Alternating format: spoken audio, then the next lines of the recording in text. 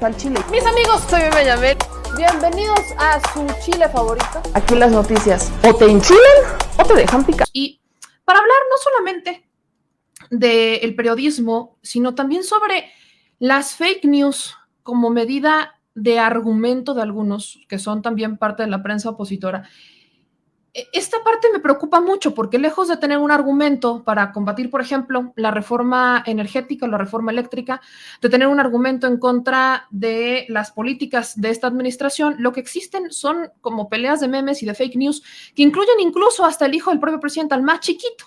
O sea, ya dejemos a los grandes, se pueden defender solos, pero el más chiquito, de verdad, hace unos momentos veía un comunicado del REDIM, de la Red por los Derechos de la Infancia, pues por supuesto exigiendo que respeten los derechos del niño, porque a cada oportunidad que tienen le levantan una noticia falsa. Entonces, creo que son tiempos interesantes y para escuchar, para poder platicar sobre este tema, yo le agradezco también infinitamente a mi querido Pedro Miguel, que es alguien que no solamente ha escrito, sino que le ha dado voz a muchas fake news para desmentirlas, para callarlas y para ahora sí que combatirlas, pero con datos. Y si no hay datos, pues al menos exponerlas y que la gente cuestione. Así que, mi querido Pedro Miguel, qué gusto tenerte por acá. Disculpa un poquito la espera. ¿Cómo estás? Buenas noches. Meme, buenas noches. Gracias por la invitación.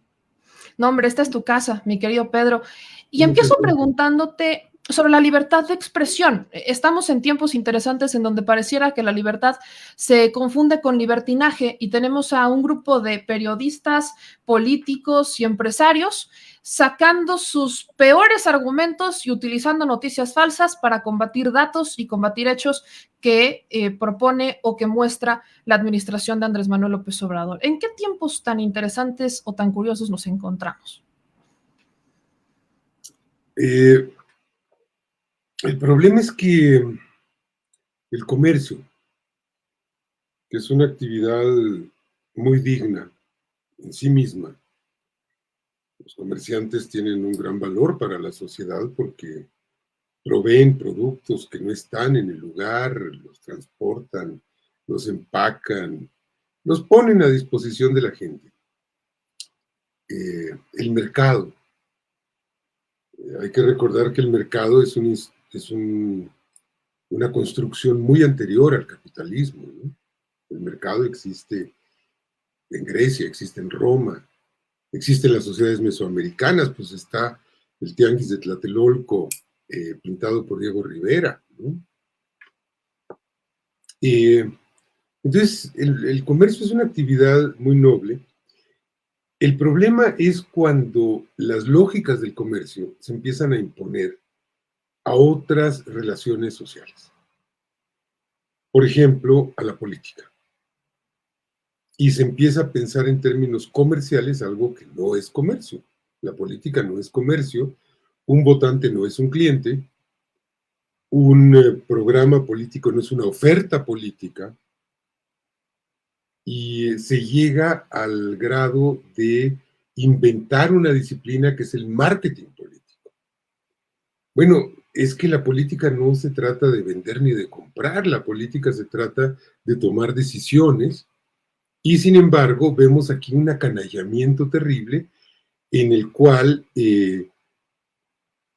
vamos a una elección pensando en beneficios, en utilidades. Llevar el comercio, las lógicas comerciales a la educación, pues es una monstruosidad porque la relación entre educador y educando no es una relación comercial, no debe serlo. Y así creo que esta última fase del capitalismo lo que ha hecho es exportar las reglas del comercio a otras dimensiones de la actividad humana, incluido el periodismo. Entonces se confunde públicos, lectorados, televidentes, radioescuchas, visitantes de Internet con mercado, y eso no es así. Y se confunde noticia con mercancía, y eso no es así, o no debiera ser así. Eso por un lado. Ahí tenemos, digamos, la génesis del sensacionalismo, del amarillismo, en el que el periodismo ya no produce noticias para informar, sino para vender. Y cuando tú produces noticias para vender, pues tienes que producir las noticias que mejor se vendan. ¿Y qué es lo que mejor se vende como noticia? Pues que si hay un escándalo en la familia de no sé qué famoso, que si no sé qué actriz se inyectó, no sé, aceite en las nalgas y se le echaron a perder, es decir, cosas insustanciales.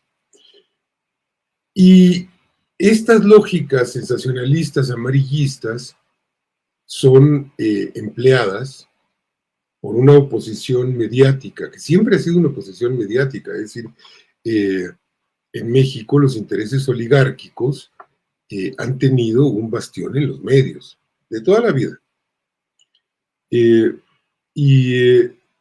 Pues ahora que están en la oposición, pues recurren a estas lógicas mercantiles, sensacionalistas, para inventar cosas, para irse al chisme. Ya el colmo de los colmos, ni siquiera fue esto que se inventó contra Jesús Ernesto en una discoteca, que además es tan irrelevante y tan procaz. No, ya el escándalo fue que Andrés Manuel había salido en su jeta de Palacio Nacional y que iba a jugar béisbol. ¿Cómo se atreve si le acaban de hacer un cateterismo? Bueno, pero de veras que no tienen otra cosa que hacer. Pues no, su ocupación central es golpear con lo que tengan a mano, ¿no? Y pues inventan fake news, pero yo creo que, Meme, estas fake news cada vez son más pedestres, cada vez son más irrelevantes y bueno, pues ya están en un nivel terrible, ¿no? Mira, yo retomaría la plática que tenían tú y Jesús sobre el asesinato de Lourdes Maldonado, porque está impregnado todo el asunto de fake news. Desde el principio. Desde el principio, el ruido mediático no es que mataron a una persona en Tijuana, a una mujer. El ruido mediático es mataron a una periodista, es un atentado a la libertad de expresión. Diablos, ¿lo sabemos? ¿Estamos seguros de que la mataron para callarla por su trabajo? Segundo ruido mediático, tenía un pleito laboral con Jaime Bonilla, entonces el asesino es Jaime Bonilla. Diablos, a ver, entonces espérense, ¿la mataron por un lío laboral o la mataron para callarla? Pues no lo sabemos. Mataron a un ser humano, lo cual es un escándalo, lo cual es inaceptable, inadmisible, exasperante, pero no sabemos si fue un crimen contra la libertad de expresión o contra Lourdes Maldonado en su condición de informadora. No lo sabemos. No sabemos estos 3 últimos crímenes de enero en los que mueren periodistas si fueron motivados por el afán de acallar a periodistas o no. Y esto a mí me preocupa, yo aquí difiero con Jesús porque sí creo que hay una tendencia gremial a victimizarse de más. Lo voy a decir claramente, sé que no es popular lo que voy a decir, pero es lo que creo. No es cierto que los periodistas seamos el gremio que corre mayores riesgos. Corre muchos más riesgos de ser asesinado hoy en día en México un policía o una sexoservidora o un campesino, tal vez un taxista. Los defensores de derechos humanos, los guardianes del territorio, los periodistas corren un peligro terrible, indignante, exasperante, pero no estamos en el primer lugar ni de lejos. En el primer lugar están los policías, los soldados, los delincuentes, o vamos a decir que los delincuentes son de otra especie, pues no, también son seres humanos. Ahí es donde están los riesgos principales. Entonces, creo que tenemos que ver esto en un contexto de una violencia atroz, heredada, en el cual hay crímenes por problemas laborales, hay crímenes por problemas los políticos. Fíjate, en la campaña pasada, el asesinadero de candidatos, meme, y en la antepasada. Mataban como moscas a los aspirantes a regidores, a presidentes municipales, a diputados locales, ¿o no? Claro. Y vaya, superan en 6 meses en el periodo de campaña, superan a los periodistas que han sido asesinados en un año completo. Entonces, fíjate, ahí hay una distorsión, y digo, sé que esto pues, no le va a gustar a muchos colegas, pues porque van a pensar que estoy siendo desleal a la defensa de la libertad de expresión o a la defensa de la vida de los colegas. No, pero tenemos que verlo en un contexto. Entonces, ahí hay una distorsión, pero esta distorsión significativamente le resulta muy útil a una agenda manejada por organizaciones civiles de México y del extranjero que viven de denunciar violaciones a la libertad de expresión, que reciben subsidios de los gobiernos de la Unión Europea, del gobierno de Estados Unidos, por denunciar atentados a la libertad de expresión. Y mientras más atentados denuncian, más subsidios reciben. Ayer la Embajada de Estados Unidos en México decía que había que luchar contra la impunidad, que se horrorizaba del crimen de esta compañera en Tijuana. Y pues se les agradece mucho la solidaridad. Pero me pregunto si no están preocupados por la impunidad que le otorga el gobierno de Estados Unidos a los asesinos de Khashoggi, el periodista saudí árabe, al que descuartizaron adentro de una embajada. Y pues todas las pistas apuntan a que el autor intelectual de eso fue el príncipe heredero de Arabia Saudita, y Estados Unidos no parece dispuesto a tocarle un pelo. A ver, bueno, entonces, qué padre que quieran ayudar a combatir la impunidad en México, pero hay un toque de hipocresía en esto. Por no mencionar que ese gobierno que nos ofrece tan generosa ayuda y solidaridad, pues está empeñado a fondo en freír a Julian Assange, que es un informador que le ha prestado un servicio enorme a las sociedades del mundo.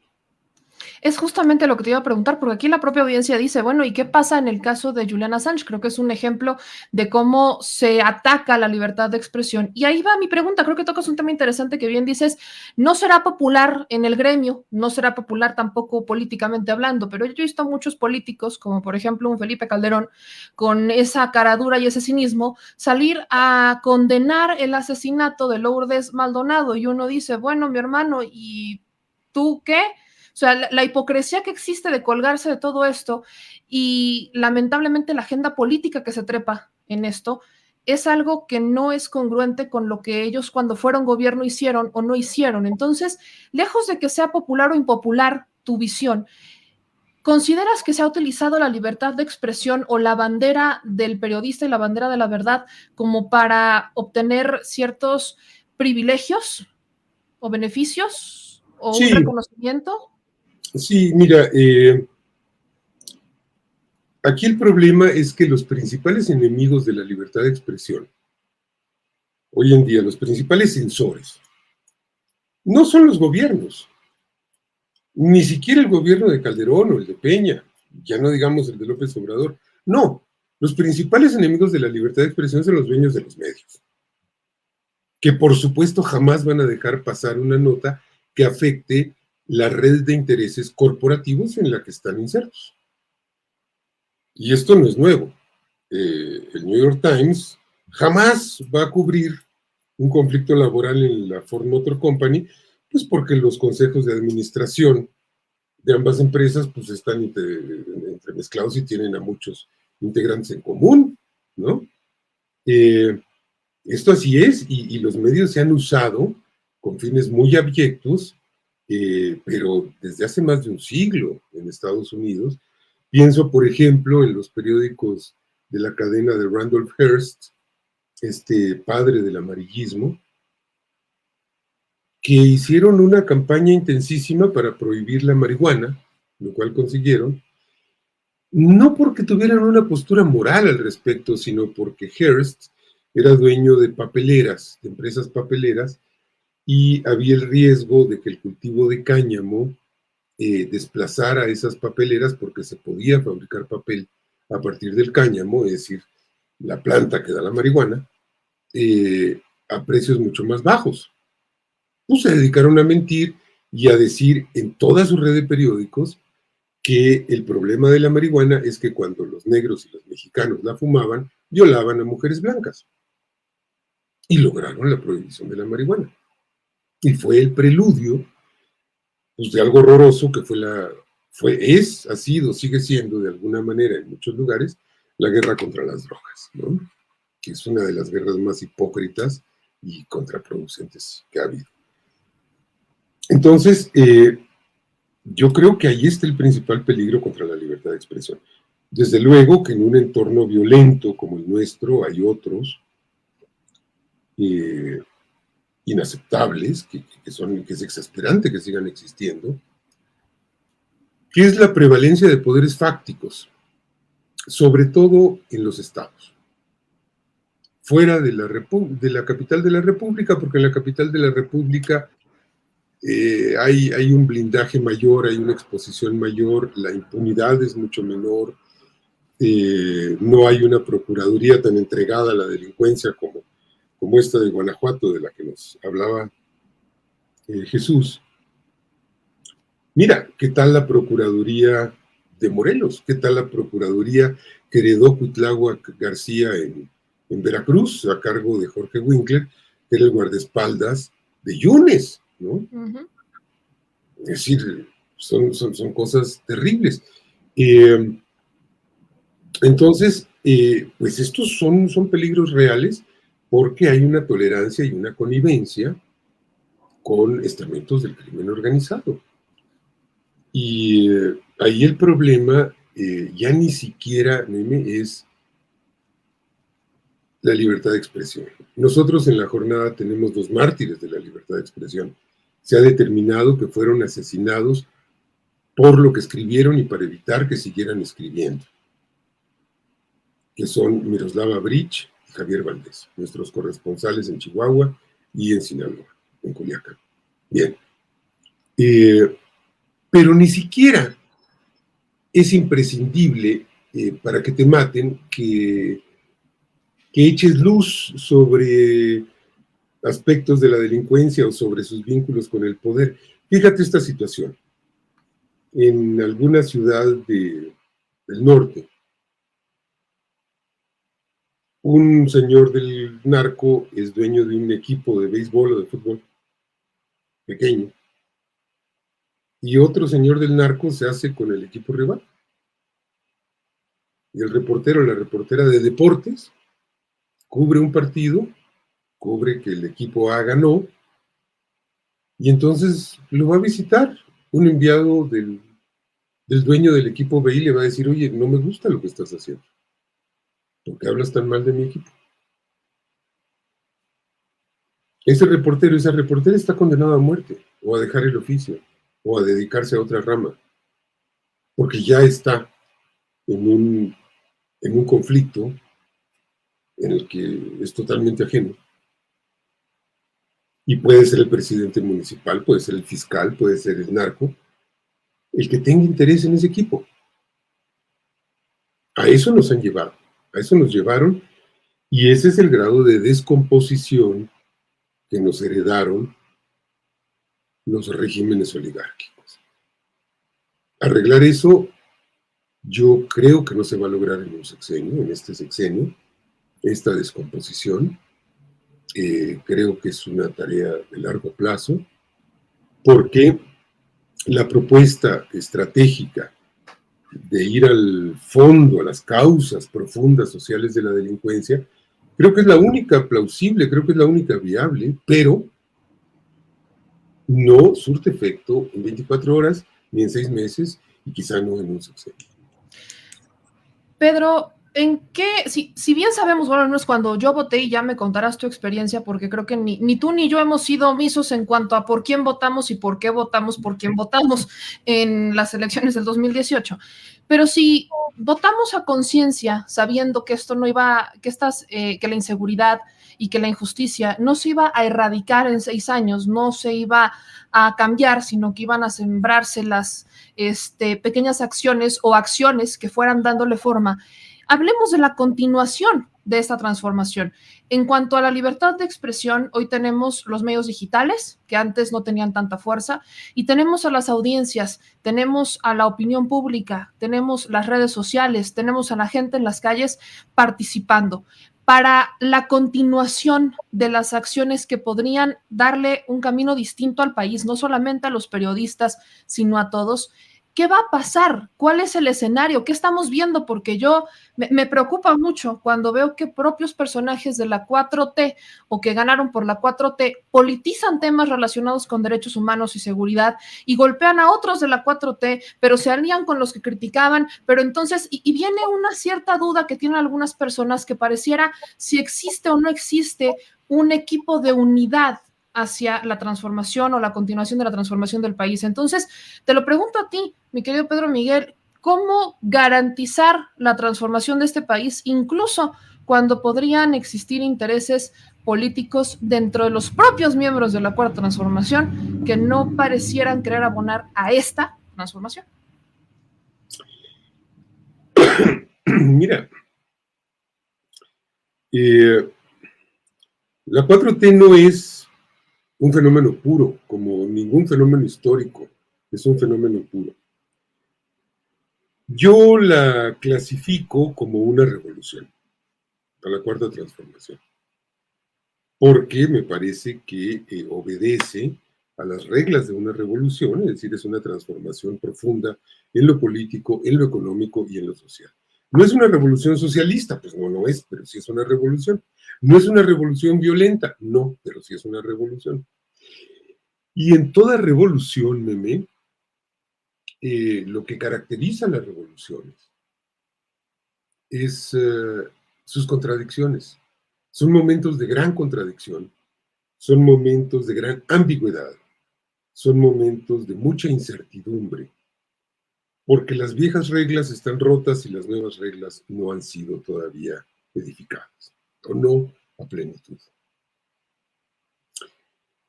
Esto quiere decir que en los elementos de la revolución, los principales elementos de la revolución, en este caso el partido Morena o el movimiento obradorista en su conjunto, tenemos conviviendo a mucha clase de gente, con intereses muy dispares y muy disímiles. Tenemos una derecha ideológica adentro del obradorismo y adentro de Morena.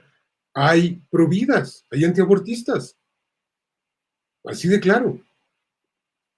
¿Qué es lo que pasa aquí? Bueno, lo que pasa aquí es que se armó una gran coalición de damnificados del régimen oligárquico, en la que hay políticos, en la que hay empresarios, profesionistas, pues, organizaciones sociales, sindicalistas, agraristas, artistas, etcétera, clases medias.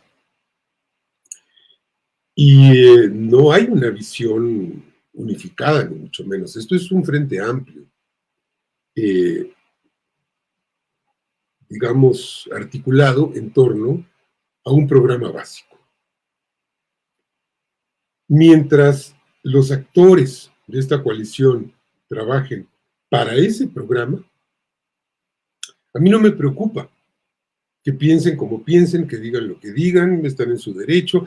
Creo en la libertad de expresión, creo que hay que garantizarla, creo que hay que garantizarle la libertad de expresión, incluso a personajes tan nefastos como Trump, que pues Twitter lo censuró. Yo creo que había que haberlo dejado hablar. Porque si tú empiezas a decir esto no se acepta, ya después no paras y terminas no aceptando nada que no sea tu propio pensamiento. Entonces, creo en la libertad de expresión, creo que está bien que se expresen las distintas posturas, porque eso esclarece, meme, eso esclarece mucho. Me gustaría que se expresaran más, incluso. Eso da pie al debate, da pie al esclarecimiento colectivo basado en este estado de insurgencia informativa y dialéctica que tú señalas, que está viviendo la sociedad mexicana. Pues está fantástico. Pongamos las ideas al debate. No nos guardemos nada, no hay por qué ocultar, ¿no? Y que unos expresen ciertas posturas o no, bueno, pues están en su derecho. Y con respecto a los encontronazos institucionales entre el Senado de la República y el gobierno de Veracruz, que creo que a eso te refieres, ¿no? A Sí, claro. esta embestida del grupo del senador Monreal en contra del gobernador Cuitláhuac García. Bueno, pues a mí me parece que está a la vista las dos posiciones. Por un lado, veo a un individuo que viene de la lucha de abajo, de abajo, de abajo. Es decir, Cuitláhuac García estaba en el plantón, en las tiendas del plantón. Él vive en Jalapa, pero se venía en camión a tocar jarana en el plantón, y organizó desde abajo, abajo, abajo, y se iba a meter y se le atascaba la camioneta en los lodazales y a empujarla y así, ¿no? Creo que es un hombre de una pureza y de una integridad a toda prueba. Llega a la gubernatura, se enfrenta con dificultades terribles porque le dejan enquistados intereses delictivos. Pues la fiscalía estaba tomada por la delincuencia, por Jorge Winkler, que está prófugo, ¿no? Costó muchísimo trabajo sacar a Winkler de esa fiscalía. Fue una lucha muy tenaz, muy complicada. Compraron diputados para evitar que Winkler fuera sometido a juicio. Y se nombra a una fiscal que a mí me parece una mujer admirable. No tenía yo idea de su existencia hasta que la nombró fiscal. Y mira, pues aquí siempre hay un feeling que te hace sentir las cosas. Y la imagen que a mí me conmovió mucho fue la de esta mujer llegando a la sede de la fiscalía y pues una serie de gorilas armados que estaban ahí dejados por Winkler trataron de impedirle el paso. Y ella les hizo así, les dijo: con permiso, soy la nueva fiscal. Y entró y se sentó en el escritorio de la fiscal, en medio de tipos temibles, ¿no? No, recordemos que estaban los panistas que fueron a hacerle un plantón y a querer sacarla, vaya, hubo ahí un... Sí, claro, pues porque estaban aterrados, pues porque se dieron cuenta de que tenían a una fiscal honesta enfrente, ¿no? Y entonces estaba por delante pues la limpieza de todos los intereses yunistas y duartistas que se quedaron ahí enquistados. Bien, por un lado. Por otro lado, tienes a un político muy experimentado, como es Ricardo Monreal, que ha acompañado el movimiento un cuarto de siglo, ¿no? Que ha estado siempre de este lado, y que sin embargo tiene una característica que a mí me llama mucho la atención, que ya se dejó ver en 2011, 2012, cuando hubo la selección de candidatura para el gobierno de la Ciudad de México, y que ahora se deja ver también, y es que él no oculta para nada su proyecto de vida. Él dijo en aquella ocasión muy claramente: yo quiero ser el candidato a la jefatura de gobierno. Y ahora ha dicho muy claramente: yo voy a estar en la boleta de 2024. Es decir, su proyecto de vida era ser jefe de gobierno, su proyecto de vida es ser presidente de la República. Lo que no tenemos muy claro es su proyecto de país. ¿Para qué quería la jefatura de gobierno? ¿Para qué quiere la presidencia de la República? A mí no me queda muy claro. Y creo que a nadie. Apenas hace un par de semanas esbozó algo de una cosa más centrista, más moderada, evitar el radicalismo, la socialdemocracia, etcétera, que en la circunstancia actual de México, para mí es un misterio cómo se puede conciliar eso con un proceso como la Cuarta Transformación, que es un proceso en sí mismo radical, necesaria y obligadamente radical, porque tú no puedes asumir tolerancias ante la corrupción, ante la impunidad, ante la injusticia, ante la desigualdad, ante la pobreza.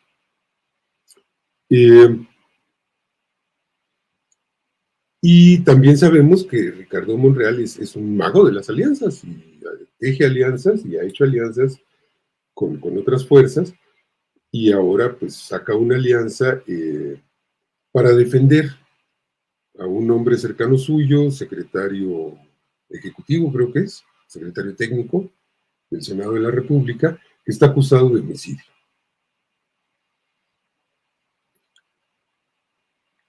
Y cuando lo aprenden, Monreal arma todo un operativo para exonerarlo, para pedir que sea liberado. El operativo está en marcha, sigue en curso. Pero me parece que pues es un despropósito porque si creemos en las leyes, pues tenemos que apegarnos a las leyes y si este señor, a quien no conozco, es inocente, o sea, que ignoro si es inocente o culpable del homicidio que se le atribuye, pues el lugar para demostrar eso se llama juicio. ¿Por qué el afán de sustraerlo al juicio? ¿Por qué el afán de que no sea juzgado? Me parece extraño, no lo entiendo. No lo entiendo, y mientras más insisten en que no debe ser sometido a juicio, más sospechoso me parece pues por lógica, ¿no? Porque digo, a ver, pero ¿por qué les da tanto prurito un juicio que, pues si están seguros de que es inocente, pues permitan que se lleve a cabo el juicio y este señor, y Monreal mismo, y su aliado en este asunto al menos, que es Dante Delgado de Movimiento Ciudadano, pues van a salir muy fortalecidos. Pero al mismo tiempo me parece muy impresentable que se quiera crear una comisión en la que hay individuos como el propio Dante Delgado o como Miguel Ángel Mancera, que es pues como la firma de la corrupción en la Ciudad de México, juzgando a Cuitláhuac García, que ha sido la firma de la honestidad en Veracruz. Y eso lo sabe todo el movimiento. Esto es lo que veo, así lo veo. Y espero que se convenzan de que esto es un extravío los compañeros senadores y dejen que la justicia resuelva lo que tiene que resolver. La justicia, pues si esto no es un asunto legislativo, es un asunto judicial. Eso es lo que creo. ¡Hola! ¿Qué pasó, señor productor? ¿Por qué huyes de la cámara? No. ¿Por qué huyes? ¿Saluda a los fans? ¿Es nuestro video de cierre? ¿Saluda a los fans? Ah, le quiere presumir brazos, señor productor. Sí, mira nomás. Mira, échate, pero ponlo así, ponlo así. Que se vea la lonja. Pura galleta. El señor productor. No, hombre, ya, para tus pesares, hazte para allá. En vez de que vayan a compartir el video, le van a poner dislike. ¿Qué pasó? Pues bueno, si les gustó este video, no se les olvide dejar su like, suscribirse y activar la campanita. Manitas, suelta las manitas. Suscríbete. Y si te gustó el video, suscríbete y compártelo, porque hay que descivilizar a la nación, ¿verdad? Al chile. Adiós. Discúlpenlo, tiene déficit de atención. Nos vemos.